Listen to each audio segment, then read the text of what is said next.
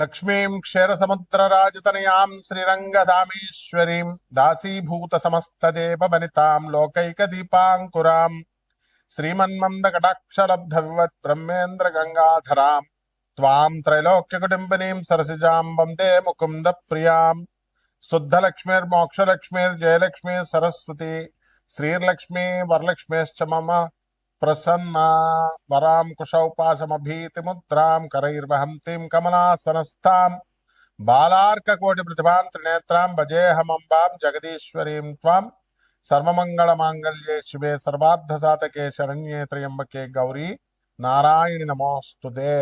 ఓం శ్రీ దుర్గామణీశ్వరాభ్యాం నమః. విజయవాడ కనకదుర్గాదేవ్యై నమః. మనకి ఇప్పుడు శుక్రమహాదశ, ప్రతి మనిషి కూడా శుక్రమహాదశ కోసం ఎదురు చూస్తూ ఉంటాడు. శుక్రమహాదశలోనే మనకి అక్రమార్జితమైనటువంటి ధన సంపాదన వస్తుంది అని శాస్త్రం చెప్తుంది. అయితే మనకు శుక్రుడు ఉన్నటువంటి పరిస్థితులను బట్టి ఈ యొక్క శుక్రమహాదశ అనేటటువంటిది అక్రమార్జితమా న్యాయార్జితమైనటువంటి ధనాన్ని ఇస్తుందా అన్నది చెప్పబడుతుంది అన్నమాట. అలాగే ఇప్పుడు ప్రస్తుతము డిసెంబర్ 5, 2025 సంవత్సరం నుంచి ఫిబ్రవరి 1వ తేదీ 2026 సంవత్సరం వరకు కూడా శుక్ర మోఢమి జరుగుతోంది. అంటే మనకి ధనాన్ని ఇచ్చేది, భార్యనిచ్చేది, స్థలాలనిచ్చేది, ఇల్లుల్నిచ్చేది, సుఖ సంతోషాలనిచ్చేటటువంటి ఆ శుక్రుడే బలహీనుడైపోయాడు, అస్తంగత్వగతుడయ్యాడు. అంటే రవితో యూనియన్, రవితో కలిశాడు. కలవడం వల్ల ఏమవుతుందంటే ఈ రవి పెద్ద గ్రహం, చాలా బ్రైటర్ గ్రహం, చాలా లైట్ ఎక్కువ కదండి మనకి. ఈ శుక్రుడేమో కొంచెం కాంతి తక్కువ ఉన్నటువంటి గ్రహం. ఇప్పుడు బయట పట్టపగలు 12 గంటలకి మనం 200 వాట్ల బల్బు పెట్టామనుకోండి, ఎంత వెలిగిస్తున్న 200 వాట్లు ఆ పగలు అసలు ఏం కనబడదు. మనకు సూర్యుడి కాంతి ముందు అది కళావిహీనం అవుతుంది. అదేవిధంగా మనం అదే లైట్ని చీకటి గదిలో పెడితే 200 వాట్లు అంటే బ్రహ్మాండంగా గది అంతా కనబడుతుంది. అంటే ఏమైందనమాట, సూర్యకాంతి ఆ యొక్క 200 వాట్ల లైట్ని లాగేసింది. అదేవిధంగా మనకి ఈ శుక్రమోఢవిలో ఈ రవి ఏం చేస్తాడంటే మొత్తం శుక్రుడి యొక్క ఎనర్జీని, శుక్రుడి యొక్క శక్తిని, శుక్రుడి యొక్క కాంతిని అంతా లాగేసి శుక్రుడిని బలహీనుని చేసేస్తాడు. దాంతో శుక్రుడు ఏమి చేయలేని నిస్సహాయ పరిస్థితిలోకి వచ్చేస్తాడు. ఆయనే నిస్సహాయ పరిస్థితిలోకి వచ్చినప్పుడు మనకేమిస్తాడండి ఆయన? మన ఫ్రెండ్ అప్పు అడుగుతాం మన ఫ్రెండ్ దగ్గరే డబ్బులు లేవనుకోండి, ఇంక మనకేమిస్తాడు ఆయన? ఆ విధంగా ఆ శుక్రుడు బలహీనమైపోతాడు. కాబట్టే మూఢాల సమయంలో మనము వివాహాలు చేయకూడదు అంటారు. ఎందువల్లంటే ఆ అమ్మాయికి ఆ అబ్బాయికి చూడగానే పరస్పరం ఆకర్షణ కలగాలి, మ్యూచువల్ అట్రాక్షన్ ఉండాలి, ఒకళ్ళ మీద ఒకళ్ళకి పరస్పర గౌరవభావం ఉండాలి. వీడు మొగుడు, నాకు నేను రెస్పెక్ట్ ఇవ్వాలి, గౌరవాన్ని ఇవ్వాలని ఉండాలి. అంతేగాని ఏంట్రా అంటే ఏంటి నువ్వు చెప్పేది నాకు అంటే ఆకర్షణ లేనట్టు అనమాట. అలాగే mutual respect, mutual confidence. Phone ఏదన్నా వచ్చి మాట్లాడుకుంటున్నాడు అనుకోండి, పాపం ఎవరు దేంతో మాట్లాడుతున్నావు అని ఆ అమ్మాయి రోజు అడుగుతుంటే, ఎక్కడికైనా ఆఫీస్ నుంచి లేటుగా వచ్చినా, బయటికి వెళ్ళినా ఇవన్నీ కూడా ఎక్కడికి వచ్చావు, దేంతో ఉన్నావు, నువ్వు దేంతో కులుకుతున్నావు, ఇలాంటి ప్రశ్నలు వేస్తే వాడికి జీవితాంతము కూడా నరకమే. కాబట్టి ఇవన్నీ కూడా ఎప్పుడు జరుగుతాయంటే శుక్ర బలం లేనప్పుడు భార్యే ఇలా అడుగుతా ఉంటది. ఇంకా వాడికి ఎలా కనబడుతుందంటే భార్యే శత్రువు కింద కనబడుతుంది. పోనీ ఏదో కొన్ని రోజులు అడిగితే ఏదో పోన్లే, బయట వాళ్ళు అయితే కొన్ని రోజులు అడుగుతారు ఏదో అనుకోవచ్చు. ప్రతిరోజు, ప్రతి సంవత్సరము, ప్రతి నెల ఇంకా అలా జీవితాంతం ఎత్తుపొడుపు మాటలతో వీడు భరించలేక విడాకులకు వెళ్ళిపోతారనమాట, భార్య అయినా భర్త అయినా. ఇదే శుక్రుడు వీక్గా ఉంటే.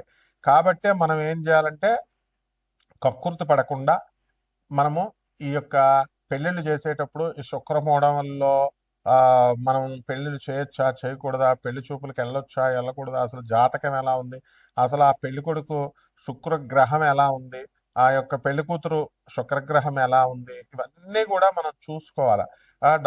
ఒక జ్యోతిష పండితుడిని అడగాలి. అది కూడా జ్యోతిష పండితులు మంచి విద్యావంతులై ఉండాలి, గురు పరంపరలో రావాలి. అప్పుడే మనకి కరెక్ట్గా మనకు చెప్పగలుగుతారు. ఇప్పుడు అందువలన ఇప్పుడు యూట్యూబ్లో వచ్చే వాళ్ళంతా కూడా ఎవ్వరు కూడా అంత శాస్త్ర పండితులు లేరు. కాబట్టి ఎట్టి పరిస్థితుల్లో కూడా కమర్షియల్ ప్రతి ఒక్కళ్ళకి తెలిసిందే మీ అందరికీ కూడా. అందువలన మనకి జ్యోతిష్యం అడగాలంటేనే భయపడేటటువంటి విధానంలో మన భక్తులందరూ కూడా ప్రేక్షకులందరూ ఉండడం, ప్రజలు ఉండడం జరుగుతోంది. కాబట్టి మనం మరి ఏం చేస్తారు, మీరు కూడా డబ్బులు ఇవ్వరు కదమ్మా.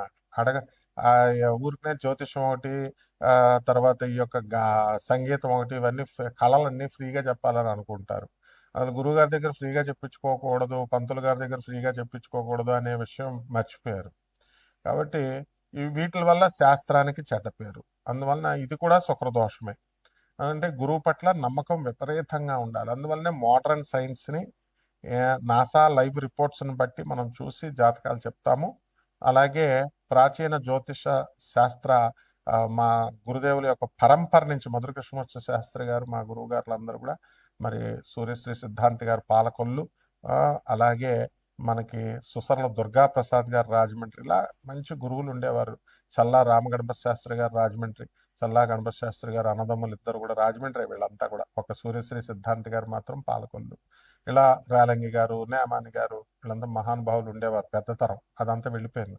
ఇప్పుడు ఆ పరంపరలో మనకి మోహన్ పబ్లికేషన్స్కి వచ్చి వీళ్ళంతా కూడా పుస్తకాలు కొనడం, వెళ్ళడం, గొల్లపూడికి, రాజమండ్రిలో మాకు ఆ యొక్క సాహచర్యం దొరికింది.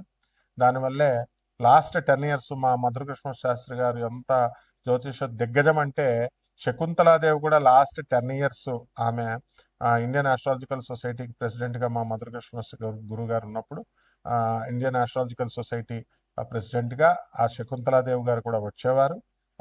ఆంధ్ర యూనివర్సిటీకి వెళ్తూ రాజమండ్రి ఉమారామలింగ కళ్యాణ మంటపంలో మేము జ్యోతిష సదస్సులు నిర్వహించేవాళ్ళం.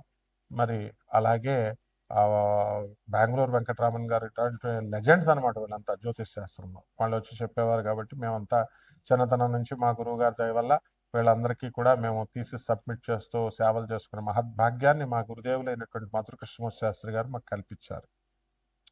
కాబట్టి వారి యొక్క మా మధుర కృష్ణమూర్తి శాస్త్రి గారు ఎవరండి, ఆ తరం వాళ్ళు ఎవరు కూడా కమర్షియల్గా ఉండేవారు కాదు. కాబట్టి మనం అదే పరంపరను కొనసాగించాలి. కాబట్టి నాన్ కమర్షియల్ ఆస్పెక్ట్తో మనం జ్యోతిష్యంలో ఎవరికైతే కావాలనుకుంటున్నారో సందేహాలు, అటువంటి వాళ్ళందరూ కూడా వాళ్ళ యొక్క పూర్తి జాతకాన్ని మన ద్వారా తెలుసుకోవచ్చు. అంటే కంప్లీట్గా వాళ్ళ డేట్ ఆఫ్ బర్త్ అవి ఇవ్వాలి, ఇచ్చి వాట్సాప్ చేయండి. నాకు ఫోన్ చేస్తే మేము బయట ఉంటాము, ఎత్తలేము. సో అమెరికా మన ఆఫీసు.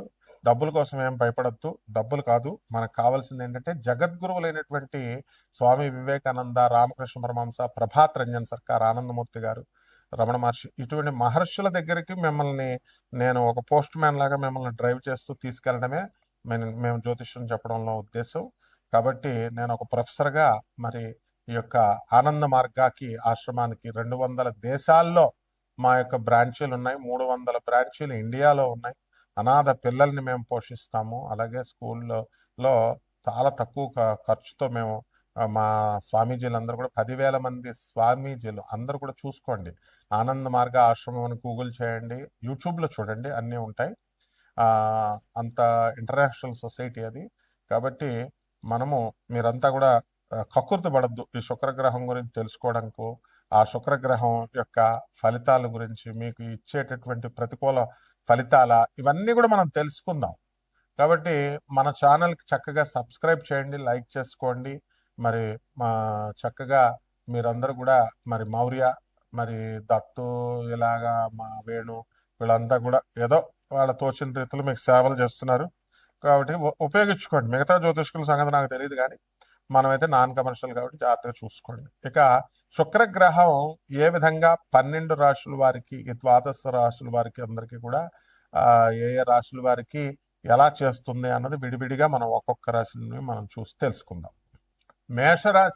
మేషరాశి వారికి అందరికీ కూడా మనకి ఈ యొక్క శుక్రగ్రహ మూఢం వల్ల వివాహాలు అనేటటువంటివి ఇప్పుడు కనీసం ఆ ప్రస్తావన ఎత్తకూడదు అనమాట. పెళ్లి చూపులకు వెళ్ళకూడదు. అదేవిధంగా సినీ నాయకులకు మనం చెప్పున్నాం, శుక్రమూఢంలో రాజకీయ నాయకుడు అవ్వచ్చు, సినిమా నాయకుడు అవ్వచ్చు. పాపం ఏదో మంచి చెప్పాలనుకున్నటువంటి శివాజీ గారు, హీరో శివాజీ గారు, అనసూయ గారు, ఆ ఇద్దరు కూడా ఎవరి అభిప్రాయాలు వాళ్ళు చెప్పారు. కానీ అది పెద్ద కాంట్రవర్సీగా మారిపోయింది. దీనికి కారణం ఏమిటంటే శుక్రగ్రహం వీక్గా ఉండడం. కాబట్టి భార్య ఈ యొక్క మేషరాశి వారికి అందరికీ కూడా మీరు ఏదైనా చెప్తే అది ఉల్టాగా అర్థం చేసుకోవడము, మీ ఆఫీసులో పనిచేస్తున్నటువంటి స్త్రీలందరూ కూడా ఉల్టాగా అర్థం చేసుకోవడం ఇలా ఉంటాయి. అప్పిచ్చి కొంచెం మర్యాదగా అడగకుండా ఉంటే వాళ్ళు చాలామంది రివర్స్లో రేప్ కేసులు, అత్యాచారం కేసులు కూడా పెట్టినటువంటి సందర్భాలు ఉన్నాయి చాలామందికి. సో మేషరాశి వారికి అసలే ఏలినాటి శని జరుగుతుంది కాబట్టి ఆడవాళ్ళతో కాస్త జాగ్రత్తగా ఉండండి ఈ యొక్క ఫిబ్రవరి 1 వరకు, 2026 సంవత్సరం వరకు. ఆ తర్వాత ఈ యొక్క మేషరాశి వారికి ఆదాయాలను మనం కనుక తీసుకున్నప్పుడు ఆదాయాలు లాస్ట్ మంత్ కంటే కూడా డౌన్ అయిపోతాయి. ఇప్పుడు శుక్ర మూఢం కాబట్టి ఫిబ్రవరి 2 వరకు ఆదాయాలు ఏముండవు పెద్దగా. వ్యాపారాలు జరుగుతూ ఉంటాయి, డిపార్ట్మెంటల్ స్టోర్స్, కిరాణా షాపులు, టిఫిన్ సెంటర్లు బ్రహ్మాండంగా. అసలు టిఫిన్ సెంటర్ అంటే బ్రహ్మాండంగా సాగాలి. మన మెయిన్ సెంటర్స్లో ఉన్నటువంటి వాళ్ళకి కూడా చాలా మందికి మేషరాశి వాళ్ళకి వ్యాపారం రాదు. అది విచిత్రం అనమాట. ఆ విధంగా మనము దీని అంతటికి ఏంటంటే నెగిటివ్ ఎనర్జీస్ ఉన్నటువంటి వాళ్ళు ఒక్కళ్ళు వచ్చినా సరే మనకి హోటల్లో బేరం రాకపోవడము ఇలాంటివన్నీ జరుగుతూ ఉంటాయి. అండ్ పోలీస్ కేసుల్లో ఇరుక్కోవడము ఇలాంటివన్నీ కూడా పెద్ద పెద్ద ఛానల్స్ వాళ్ళకే ఇలా జరుగుతూ ఉంటాయి. హోటల్ ఎంత చెప్పండి. అదేవిధంగా ఈ యొక్క శుక్రమూఢంలో మనకి ఒక్కొక్క వ్యక్తిని మనం చూసినప్పుడు పాజిటివ్ ఎనర్జీ ఉన్నటువంటి వాళ్ళు మనం టిఫిన్ తినడానికి వెళ్తే 4-5 అప్పుడు దాకా ఖాళీగా ఉంటుంది, 4-5 వచ్చేస్తారు. దీనికి కారణం ఏంటంటే పాజిటివ్ ఎనర్జీ మనలో ఉన్నప్పుడు డెఫినెట్గా మంచిగా జరుగుతుంది. ఇవన్నీ కూడా పాజిటివ్ ఎనర్జీ అనేటటువంటిది ఇప్పుడు మేషరాశి వారికి ఉంది. కాబట్టి ఈ యొక్క గురుగ్రహము మిథున రాశిలో ఉన్నాడు. మరి 2 ఫిబ్రవరి 2024 సంవత్సరం వరకు కూడా 2026 సంవత్సరం ఫిబ్రవరి జూన్ 2 తారీఖు వరకు కూడా మనకి ఆదాయాలు ఎలా ఉన్నప్పటికీ ఖర్చులు అధికంగా ఉండడం అనేటటువంటివి జరుగుతాయి. కాబట్టి ఈ మేషరాశి వారి రైతుల దగ్గరికి వచ్చేసరికి రైతులు వ్యవసాయంలో మంచిగా సంపాదిస్తారు. కమర్షియల్ క్రాప్స్ అవి వేసుకోండి.